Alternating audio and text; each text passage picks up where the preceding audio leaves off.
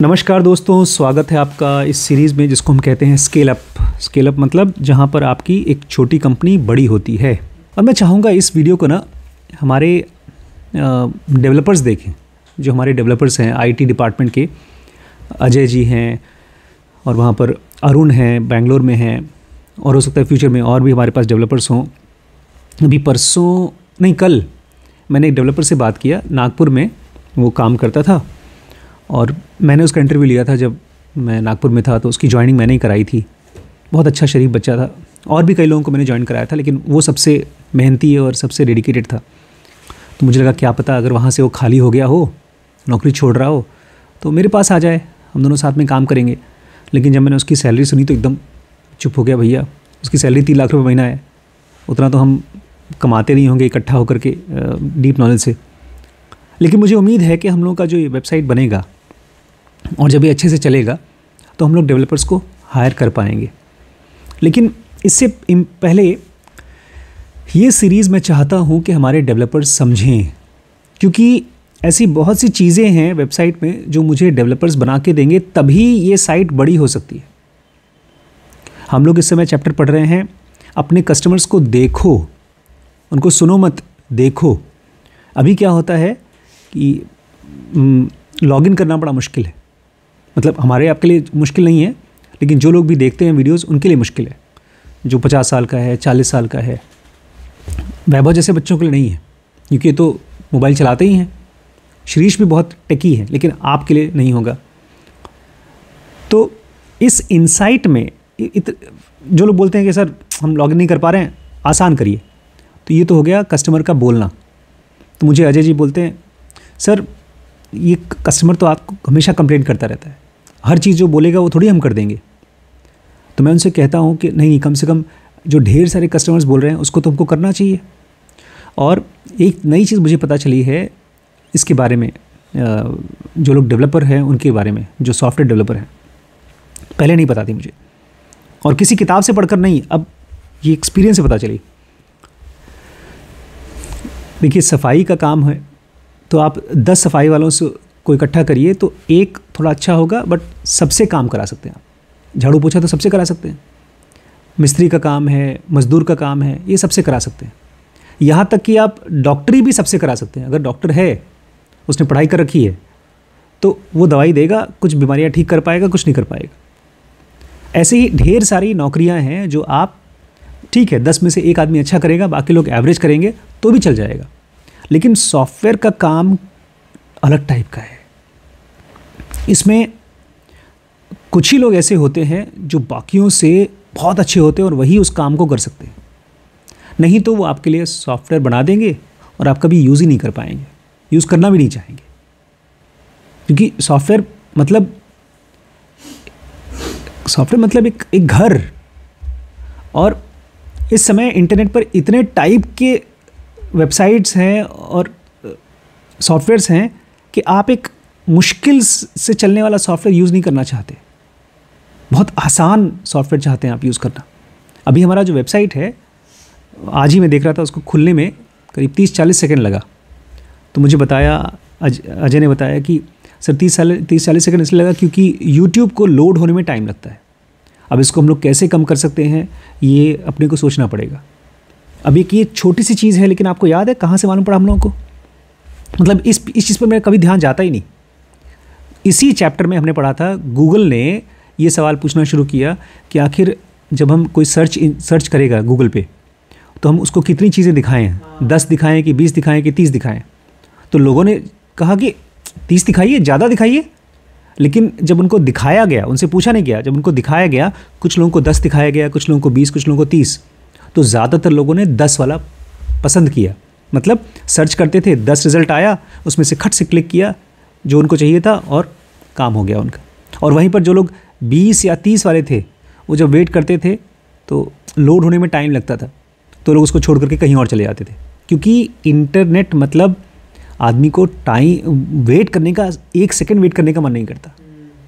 तो अब ये चीज़ एक बहुत इम्पॉर्टेंट इंसाइट है, और ये इंसाइट मैं चाहूँगा अगर मेरी अपनी खुद की आईटी टीम हो तो मैं उनके साथ बैठूं और उनको दिखाऊं, क्योंकि ये चीज़ इतनी बड़ी डिफरेंस कर सकती है। आज जिस कंपनी के साथ हम लोग काम करवा रहे हैं, नेक्स्ट वेबी नाम है उसका, उनके पास मेरे ख्याल से 25-30 एम्प्लॉयज़ होंगे, और अगर हम लोग इस चीज़ को सही तरीके से कर सके तो हम अकेले इसी कंपनी से ही सैकड़ों की कंपनी बना सकते हैं। अभी हम लोग कौन सी कंपनी के बारे में पढ़ रहे थे? अरे जो भी आईटी की बड़ी बड़ी कंपनीज़ हैं, हज़ारों एम्प्लॉयज़ हैं उसमें। तो ये चीज़ मैं चाहूँगा कि हमारा आईटी डिपार्टमेंट समझ सके कि कस्टमर्स को देखना है, मुझे हमारे प्रोडक्ट को यूज़ करते समय देखना है। जब कोई हमारा वीडियो देख रहा है तो वो देख रहा है कि नहीं देख रहा है, ये मुझे देखना है। HubSpot के बारे में मुझे ये देखना है कि वो किस वीडियो को छोड़ दिया उसने। मुझे ये देखना है कि जब वो वीडियो को देख रहा है तो वो घर में है कि बाहर है। मुझे ये देखना है कि अगर एक ही सीरीज़ को हम किसी को 200 में दे रहे हैं, किसी को 500 में दे रहे हैं, किसी को 5000 में दे रहे हैं, तो कौन सा रेट सबसे अप्रोप्रिएट है, जैसे गूगल ने किया। ऐसे ही मुझे ढेर सारे एक्सपेरिमेंट्स करके जो सबसे परफेक्ट सॉफ्टवेयर है, सबसे परफेक्ट प्राइस है, सबसे परफेक्ट कोर्स है, उस पर पहुंचना है, और तभी ये कंपनी बड़ी हो सकती है। क्योंकि बड़ी कंपनी होने के लिए आपको ऐसा नहीं है कि आपने बस बना दिया और हो जाएगा। उसको आपको पीछे पड़ना पड़ेगा, कस्टमर से पूछ के, कस्टमर को देख देख के। तो इस चैप्टर का नाम ही है watch what they do not what they say. आज की वीडियो का नाम है to watch what they do, watch the data. अगर आप चाहते हैं, कस्टमर को देखना चाहते हैं कि वो क्या कर रहे हैं, तो डाटा देखिए। डाटा मतलब समझते हैं? Numbers. There comes a point in every founder's journey where they need to take a terrifying step, giving someone else the login details for the company's inbox. कह रहे हैं एक बार जब भी कोई कंपनी बड़ी होने लगती है तो एक बार ऐसा टाइम आता है मालिक का, जो फाउंडर है, उसकी लाइफ में, कि उसको बहुत डर लगता है, क्योंकि उसको अपने कंपनी का ईमेल का आईडी पासवर्ड किसी और को देना पड़ेगा। मतलब तिजोरी का चाबी किसी और को देना पड़ेगा। To get to scale, founders need to find systematic ways to understand customer data. अगर आप ये चाहते हैं कि आपकी कंपनी केवल 100, 250 लोगों को ही न सर्व करे, वो स्केल पर पहुँचे। स्केल पर पहुँचे मतलब लाख, 2 लाख, 10 लाख, 50 लाख ऐसे कस्टमर्स अगर आप चाहते हैं, तो आपको एक सिस्टमेटिक तरीका बनाना पड़ेगा कस्टमर का डाटा समझने के लिए। फिर से रिपीट करता हूँ, हमारे यहाँ आती है बच्ची सिमरन, वो खाली डाटा का एनालिस्ट है और उसकी सैलरी है 70-80 हज़ार रुपये। और जो अच्छे अच्छे डाटा एनालिस्ट होते हैं उनकी सैलरी 2-2, 3-3 लाख रुपये महीना होती है। वो इसीलिए क्योंकि अगर आपको एक बड़ी कंपनी बनानी है तो आपको एक सिस्टमेटिक तरीका हो चाहिए ताकि आप कस्टमर का डाटा समझ सकें। अभी मैं बताऊंगा डाटा क्या होता है। Beyond their own direct observation and gut reaction. शुरू में तो आप काम करते हैं, मुझे लगता है ये वीडियो अच्छा है, मुझे लगता है इस कोर्स का लोग इतना दे देंगे। इसको बोलते हैं ऑब्जर्वेशन एंड गट रिएक्शन। लगता है, जैसे आपने कहा मुझे लगा कि शायद वो रेलवे ट्रैक खुला हो, तो ये तो ठीक है जो लग रहा है शुरू में, लेकिन उसके बाद आपको डाटा देखना पड़ेगा। As the event platform Eventbrite grew, the co-founder Julia Hards had to move on from reading every single piece of customer email herself. धीमे धीमे ये कंपनी बढ़ी, Eventbrite कंपनी बढ़ी। Eventbrite क्या थी? अभी भी है, वेबसाइट है जिसमें कि लोग अपना इवेंट लिखते हैं। कोई किसी का कोई गैदरिंग कर रहा है, कोई लेक्चर चल रहा है, किसी को लेक्चर करना है और वो चाहता है कि पूरी दुनिया भर के लोग मेरा लेक्चर सुनने के लिए आएँ, तो Eventbrite पे जाके अपना डिटेल लिख देता है। तो बोलता है जैसे जैसे इनकी कंपनी बड़ी होती गई, उसकी जो फाउंडर थी जूलिया हार्ड्स, वो शुरू में क्या करती थी, हर एक कस्टमर का ईमेल खुद चेक करती थी, हर एक कस्टमर का ईमेल चेक करती थी। लेकिन धीमे धीमे वो ईमेल 30, 40, 50, 100, 200, 500 नहीं रह गए, वो हर रोज़ के लाखों ईमेल होना शुरू हो गए, हज़ारों ईमेल हो गए, तो देख नहीं सकती थी। अब उनको कोई और तरीका था अपने कस्टमर को समझने के लिए। क्या था? She now had a team of engineers and customer staff support to scores the usage data and search engine traffic. अब उनको एक टीम चाहिए थी, उन्होंने इकट्ठा किया इंजीनियर्स का और कस्टमर सपोर्ट स्टाफ का, जो बैठती थी और उस ईमेल को चेक करती थी। और खाली ईमेल को चेक नहीं करती थी, उसमें से डाटा निकालती थी, उसमें से निकालती थी कि आखिर हमें क्या, इसमें से क्या करना चाहिए, इसमें से हमारा बिजनेस कैसे बढ़ेगा।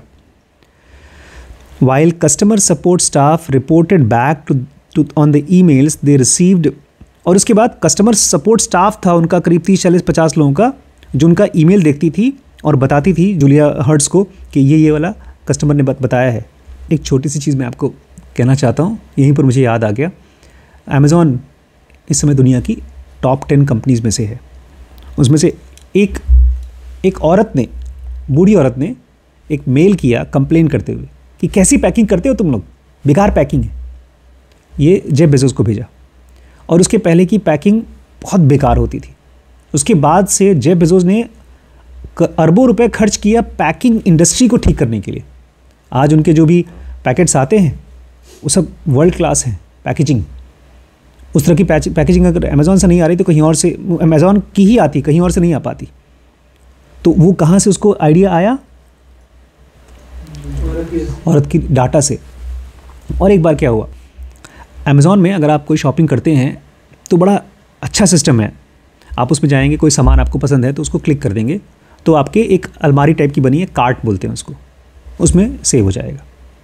आप अभी नहीं खरीद रहे हैं, जब आपके पास पैसा आएगा तब खरीदेंगे। तो ऐसे ही आपने पसंद करके 10-12 सामान रख लिया कि जब मेरे पास पैसा आएगा तब खरीदेंगे। ऐसा एकदम शुरू में इन्होंने बनाया था। लेकिन वो जैसे ही आपने सेव किया कार्ट में, वो आपने वेबसाइट में कोई जगह यूज़ कर ली, एक तरह से किराए का मकान है। ये ठीक ऐसा ही है जैसे कि आप दुकान में गए और उसको बोला भैया देखो ये सामान जो है, ये सब सामान मैं खरीदूंगा अगले हफ्ते आकर के, तो 10 सामान निकाल करके आपने वहाँ रख दिया कहीं और साइड में।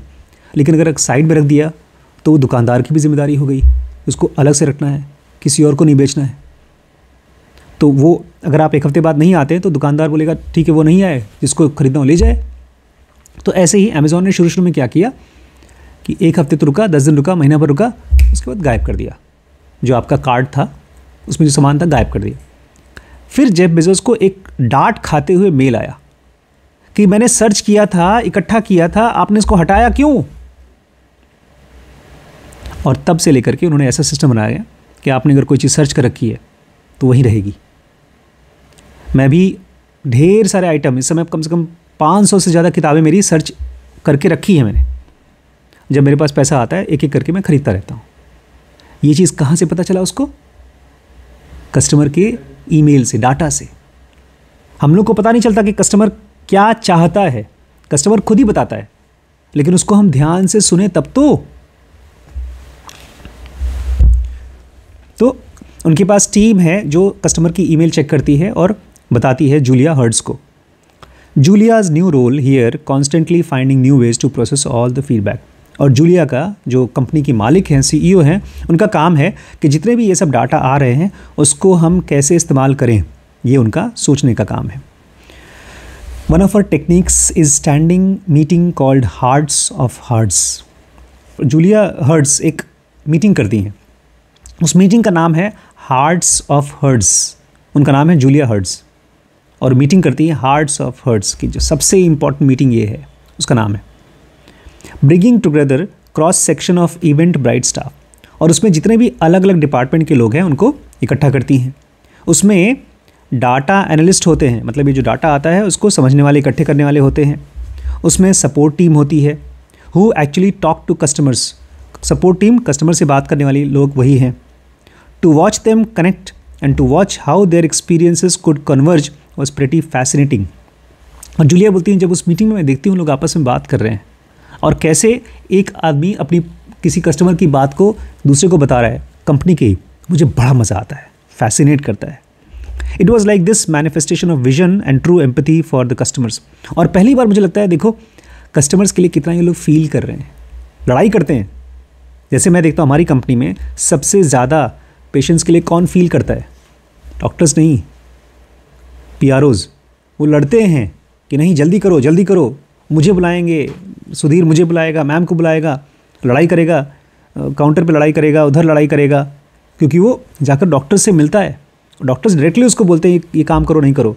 तो कस्टमर सपोर्ट स्टाफ वो है। अच्छा, you think of this pairing like one of the vital relationship in Star Trek. अब दो चीज़ इसमें आपको समझने की बात है। अगर डाटा आपको स्टडी करना है तो उसमें दो चीज़ है। अगर इन दोनों चीज़ों को आपने मिस कर दिया खाली एक को पकड़ा तो आप नहीं समझ पाएंगे मैं क्या बोल रहा हूँ। एक सीरीज़ है स्टार ट्रेक, टीवी का प्रोग्राम है, उसमें एक आदमी है मिस्टर स्पॉक और एक आदमी है मिस्टर मैकॉय, डॉक्टर मैकॉय।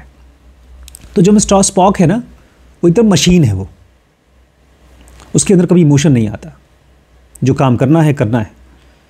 जैसे कोई मशीन अगर आदमी बन जाए तो वो है।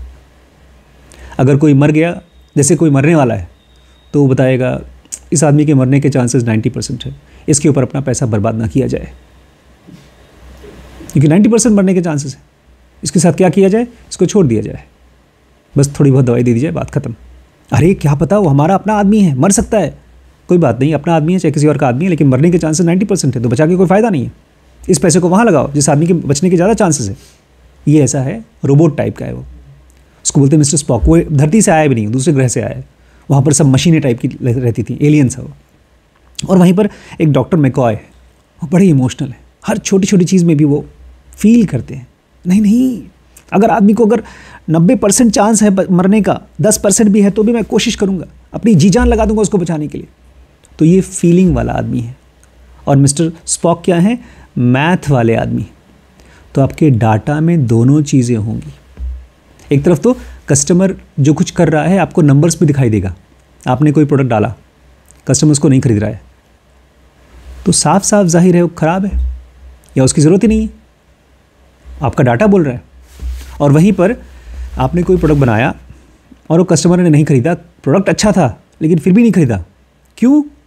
क्योंकि उसको यूज़ करने नहीं आता।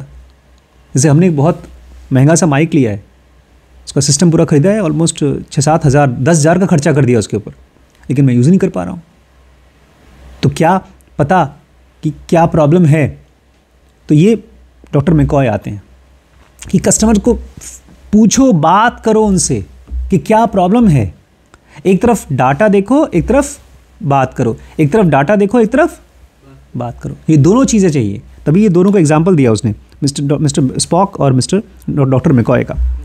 I actually think the data inside team we have has in a way benefited from not talking to customers all day. Julia कहती है बल्कि अच्छा है, मेरी जो डाटा वाली टीम है वो कस्टमर से बात नहीं करती, वो साफ साफ डाटा देखती है। नहीं तो पता है क्या होगा, वो लोग क्या बोलेंगे, ये वाला डाटा इंपॉर्टेंट नहीं है क्योंकि ये बदतमीज़ आदमी है हमारा कस्टमर, इस कस्टमर की तो मैं कोई बात ही नहीं मानूंगी, कोई डाटा देखूंगी नहीं। लेकिन आप जब कस्टमर को नहीं जानते और खाली डाटा को देखते हैं तो आप साफ साफ डाटा को देखते हैं। जैसे मान लो मेरे पास एक एक्सरे आया और मैं एक्सरे को देखकर बोल रहा हूँ उसको बीमारी है कि नहीं, फिर मैं पेशेंट को देखता हूँ, अरे ये तो एकदम ठीक दिखाई दे रहा है, ये भी एक्सरे भी ठीक होगा। आपको अलग से देखना है डाटा। तो ये कह रही हैं आप कोशिश करिए कि आपकी डाटा की टीम कस्टमर से बात ना करे, और वहीं पर आपकी एक टीम होनी चाहिए जो कस्टमर से ही बात करे और वो डाटा ना देखे। इस तरह से सॉफ्टवेयर में बोलते हैं सीइंग हीट एंड लाइट। आपको पता नहीं है, इसकी टेस्टिंग होती है। आपका जब वेबसाइट या ऐप बन जाता है तो कस्टमर जब वेबसाइट पे जा रहा है फ़ोन पे, तो कहाँ क्लिक कर रहा है बार बार, उसको बोलते हैं हीट एंड लाइट स्पॉट। वो बैकएंड में उधर से वो लोग देखते हैं कि आप हमारे ऐप में आते हैं तो किस जगह पर सबसे ज़्यादा बटन हाथ दबाते हैं, और जहाँ पर वो सबसे ज़्यादा हाथ दबाते हैं वहीं पर बटन होना चाहिए। आपने कभी सोचा नहीं कि जब हम कोई मोबाइल चलाते हैं, खोलते हैं, तो ये वाला चीज़ यहीं क्यों है, ये खोलने वाला, ये यहाँ क्यों नहीं है, ये यहाँ क्यों नहीं है, खाली यहाँ ही क्यों है? क्योंकि ये हीट पॉइंट है। और जब आप खोलते हैं, ये सर्च इंजन यहाँ ऊपर क्यों है, ये सर्च इंजन यहाँ क्यों नहीं है? क्योंकि वो हीट एंड लाइट की टेस्टिंग होती है, ये डाटा चेक किया जाता है। This matrix is an essential and available tool for any company. When you combine data and empathy, you can see bigger picture. बोलते हैं ये टूल तो हर कंपनी के पास होना चाहिए। आपको एक तरफ डाटा को और दूसरी तरफ एम्पैथी, मतलब कस्टमर को प्यार से सुनिए। कस्टमर कितना भी नाराज़ हो उसको बहुत ध्यान से प्यार से सुनिए, तब जाकर के आपको अपनी कंपनी का बिगर पिक्चर समझ में आएगा। आपको कस्टमर का वांट और नीड समझ में आएगा कि वो क्या चाहता है और उसकी असल में ज़रूरत क्या है। बहुत बार उनकी चाहत अलग है, ज़रूरत अलग है। बहुत बार कस्टमर को चाहिए कुछ और बोलेगा कुछ और, उसको बोलते हैं वांट एंड नीड। तो वो आपको तभी पता चलेगा जब आप डाटा देखेंगे और उससे बात भी करेंगे। डाटा देखेंगे, बात भी करेंगे।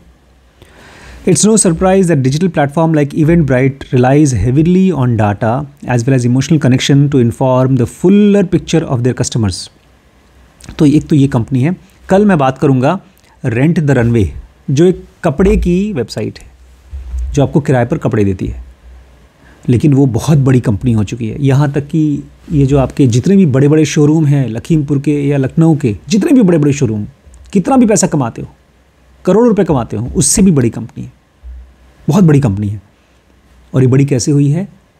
कस्टमर के डाटा को समझ करके। तो सभी लोगों की कंपनी बड़ी नहीं होगी, पता है, उनकी बड़ी कंपनी होगी जो कस्टमर को समझना चाहते हैं।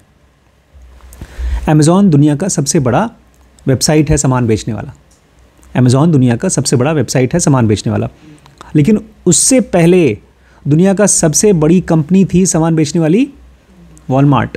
वो आज भी चल रही है, उसके होते हुए उससे बड़ी हो चुकी है अमेज़ॉन। कैसे हुई? क्योंकि उसको कस्टमर को समझना था।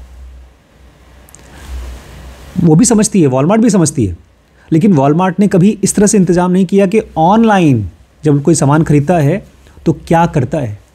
जब तक अमेज़ॉन नहीं आई थी तब तक मैं किताबें खरीदता था, लेकिन अमेज़ॉन के आने के बाद मेरी किताबें खरीदने की जो स्पीड है 100 गुना हो गई। आज भी अगर अमेज़ॉन नहीं होता और किताबें घर पे नहीं आती तो मैं इतनी किताबें नहीं खरीदता।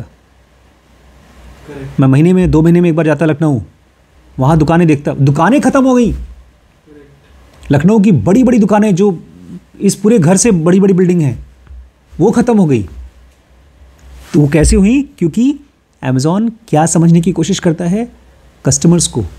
इसलिए मुझे अजय जी आपसे चाहिए बैकएंड, मुझे ढेर सारी चीज़ें देखनी हैं। मैं कल एक और कंपनी के बारे में बात करूंगा और होपफुली हम लोग मिलकर के बहुत लंबे समय तक काम करेंगे और इस वेबसाइट को मिलियंस ऑफ यूज़र्स तक ले जाएंगे आपके साथ। तो मुझे सपोर्ट करिएगा आप, ठीक है?